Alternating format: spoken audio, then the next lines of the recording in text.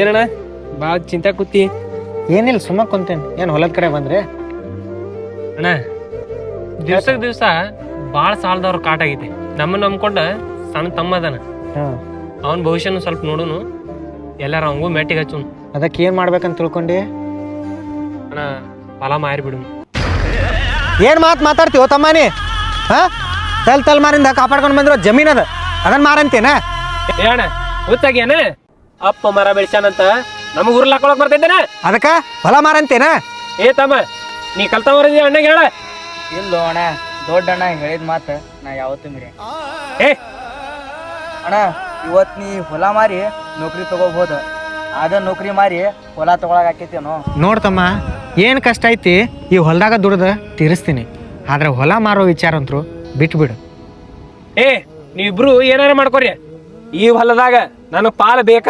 ನಾಳಿದ್ ನಾಳೆ ಈ ಹೊಲದಾಗ ಭಾಗ ಆಗ್ಲಿ. ಏ ತಮ್ಮ, ಅವಸರ ಮಾಡಬೇಡು, ಕೇಳ ಮಾತು ಹೇಳೋದು ಕೇಳ. ಏ ತಮ್ಮ ಬಂದಾರ ಬಾರೋ. ಈ ಅಣ್ಣ ತಮ್ಮಂದಿರ ನಡು ಎಲ್ಲಾನು ಚಲೋನೇ ಇರ್ತೈತಿ.